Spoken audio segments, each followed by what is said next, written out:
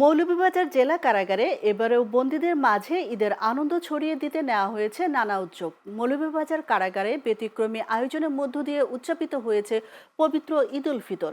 শনিবার কারাগারে ঈদের জামাত অনুষ্ঠিত হয়। এতে কারাবন্দীদের পাশাপাশি কারাগারের অভ্যন্তরে দায়িত্বরত কারারক্ষীরাও অংশ নেন।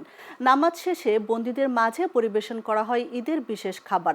পাশাপাশি স্বজনদের সঙ্গে সাক্ষাতের সুযোগ পেয়ে অনেক বন্দীর চোখে মুখে দেখা গেছে আনন্দ আর আবেগের মিশ্র অনুভূতি। জেল সুপার মোহাম্মদ তারিকুল ইসলাম জানান, কারাগার বন্দীদের স্বজনদের সাথে আনন্দ ভাগাভাগি করে নিতে বিশেষ ব্যবস্থা গ্রহণ করা হয়েছে।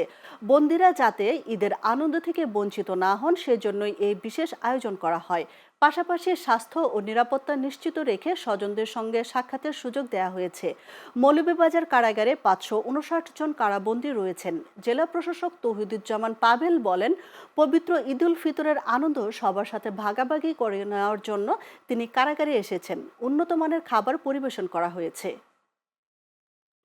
আমার বাইরে দেখাতেছি ভাই ভালোই আছেন, পরিবেশ সুন্দর, আমরা গেছে লাগছে। আর আমিও মনে হয় আছেন তাই তেলের ভিতরে আমরা বুঝতাম পারলাম তাই যে ভালো আছে। বিগত অনেক দিন ধরে আসা যাওয়া করি আসামি দেখার জন্য। তো আগের চেয়ে এখন বর্তমান পরিস্থিতি খুব সুন্দর লাগছে এবং দেখতেও খুব ভালোই লাগছে। আশা করি ভবিষ্যতে এভাবে থাকবো, আমরা আশা করি।